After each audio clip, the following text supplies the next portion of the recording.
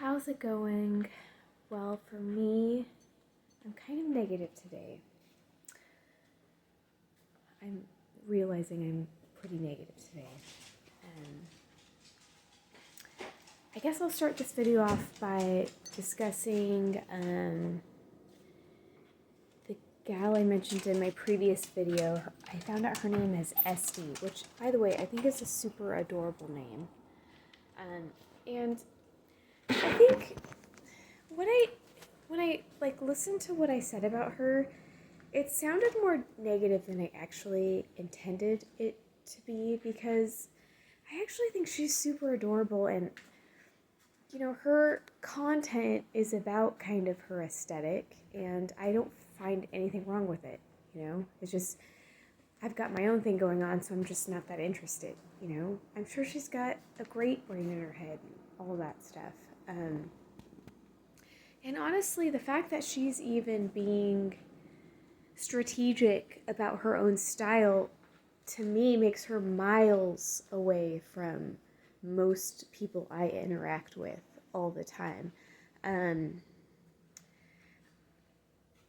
I have found that once people realize that they have someone who's working on them with some knowledge, they just keep asking for more. And so, you give them this super cute haircut and they love it and they get compliments on it. And they just keep wanting more and more and more. And so eventually they're asking for things where I'm like, the problem I see is this, this, this, and this. And they're like, I get that. I just want to try it anyway. And then they come in the next time and they're like, well, the problems I've had is this, this, this, and this. And it's just like, okay, well, those are the exact things I told you was going to happen. It's just they become addicted to the compliments. And that's a real problem that women have. That's going to be a theme in this video because of the day that I've had, which isn't like, I'm not trying to sound dramatic. It's not the worst day, but there just seems to be a theme today. So the thing with this SD chick is at least she's fucking like nailing it by herself. So she's understanding the process of her own process, which I feel like so many people are disconnected from their own process of what even their tastes are or what they're into. And they need that like outside validation for everything. And she doesn't, she seems to authentically have her own theme for her life. And I appreciate that. Just human to human, not even female to female, but just human to human. I appreciate that she has an interest, an aesthetic, a lifestyle that she can depend on herself for. And I truly appreciate that about her. And hers just so happens to be very beautiful and feminine and right on. I don't know if that's not my interest level in my own lifestyle, but the fact that she has that, I appreciate it, and she's doing it on her own. So I'm going to go through my day.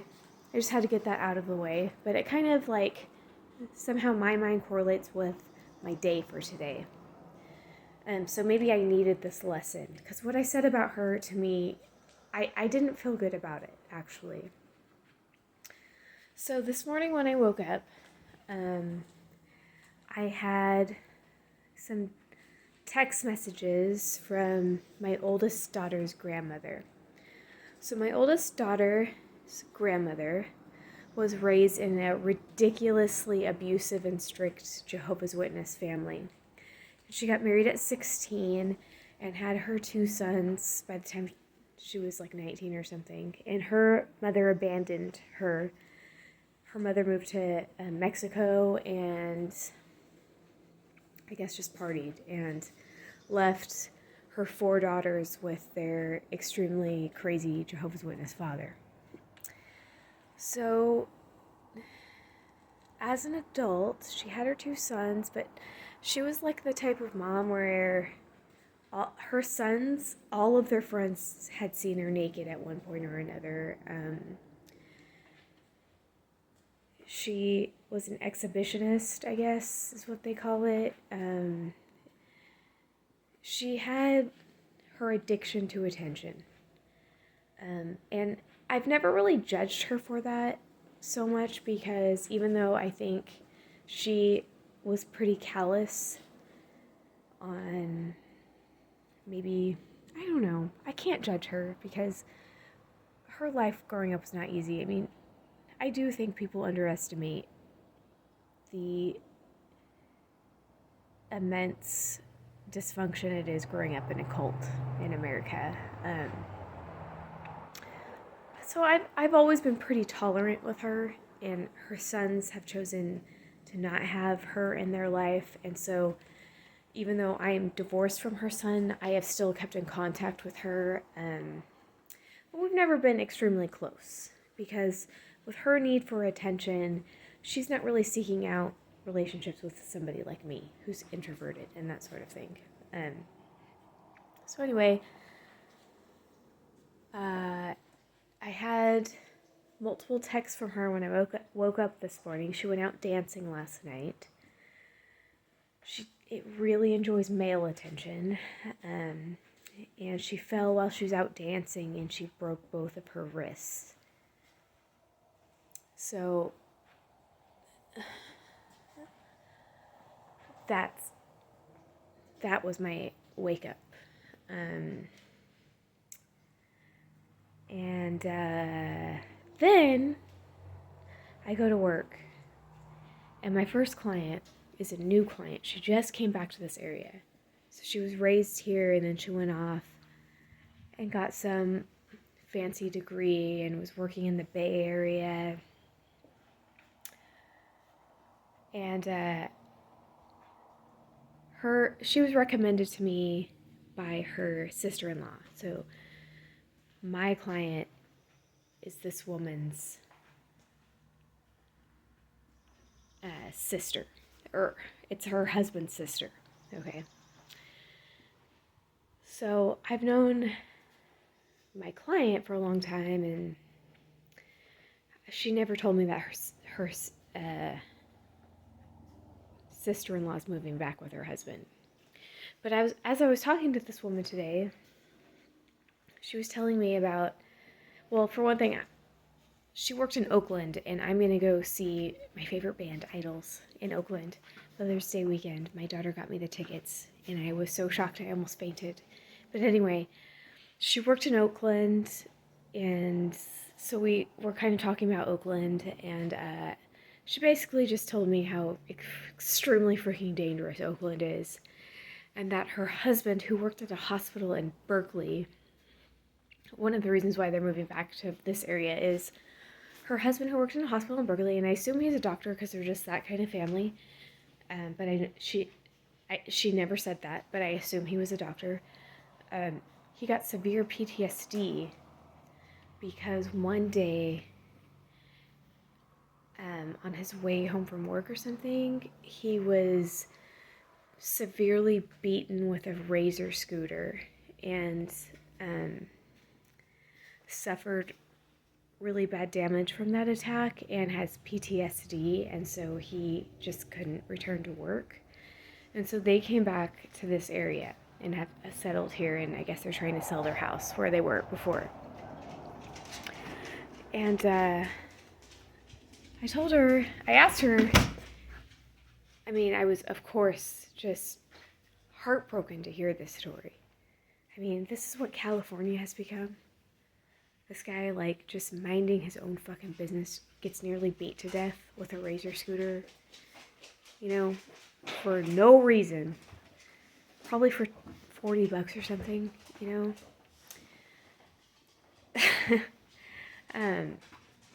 But I asked her if she'd seen Fight Club, because I also know that her nephew got held hostage in Mexico not too long ago, and she remembered the movie, but, you know, she's a liberal, so she's not gonna say anything that makes any sense. it's all going to be abstract nonsense that is like, makes it sound like she is taking a moral position, but it just doesn't mean anything. And anyway, she knew the movie Fight Club. She's a little older than me, and a lot of liberals are super into movies and theater and all that shit. And I was like, telling her that movie's really philosophical, and sometimes you go through something and you think it's going to be the worst thing in the world, but it actually opens your eyes to a whole different world, you know?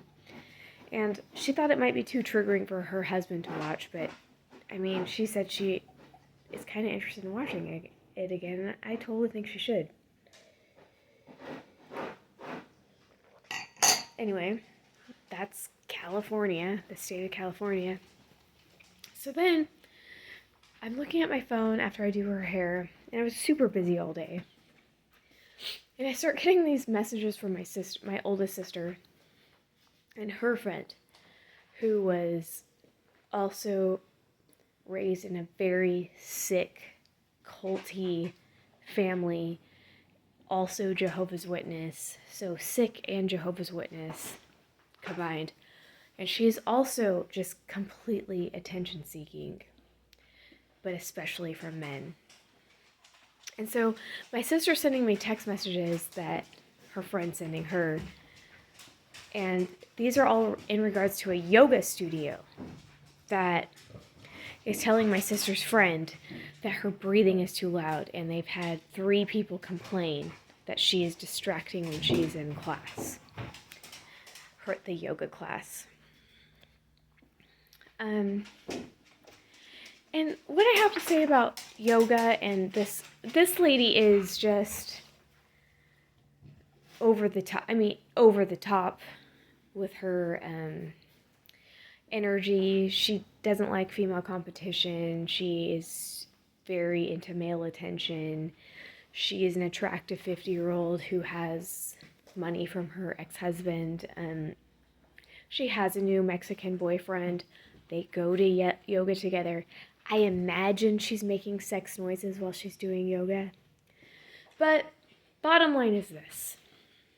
I think yoga is fucking bullshit. I'm sorry, I do.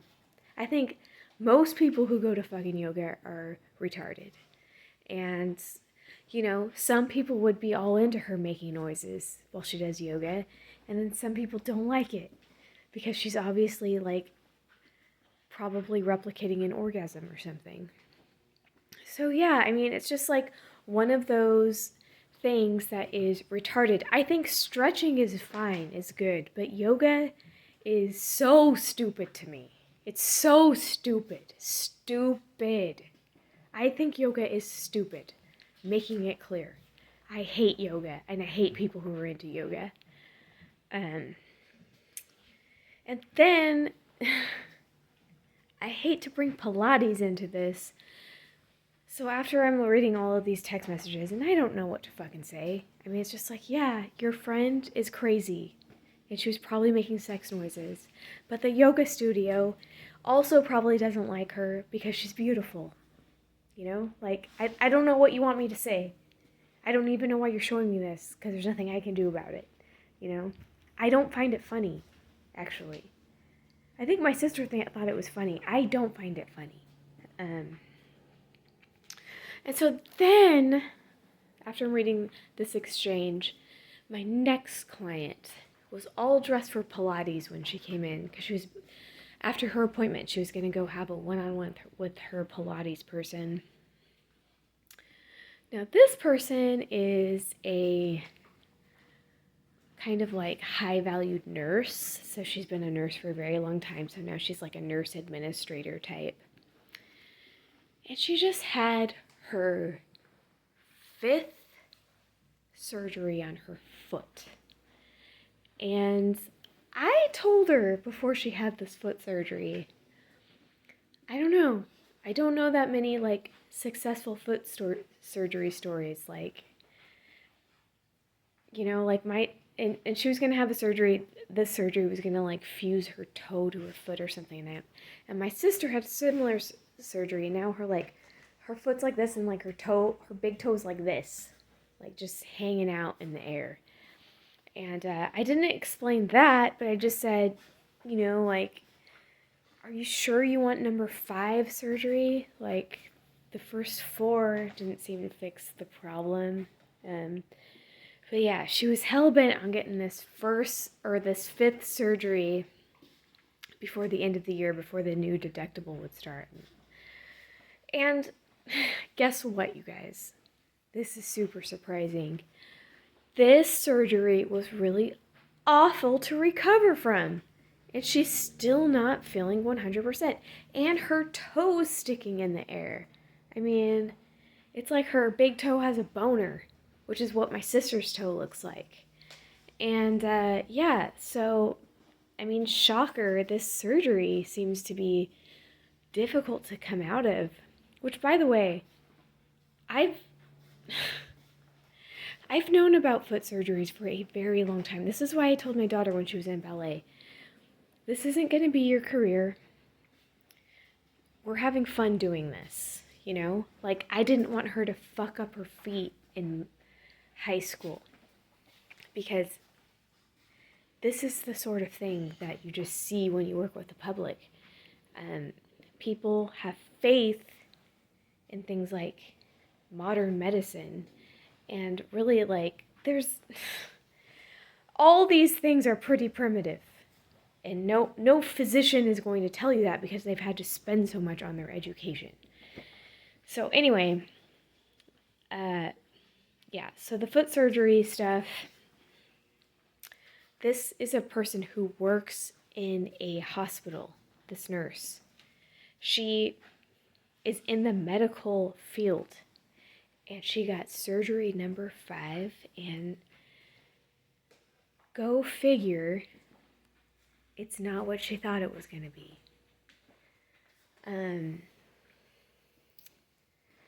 So then my client after that is a woman who has a history of drug and alcohol issues that her family kind of covers up.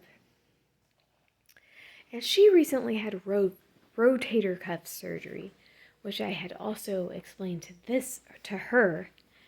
Hey, rotator cuff surgery, I heard, is like the most painful surgery to recover from, and it takes a really long time, and it's just, I think some people say it's not even worth it, And by the way, this person, her daughter is a nurse. And she comes in today. I think it's the same situation as the nurse, trying to get like a surgery in before the end of the year, so the deductible is whatever.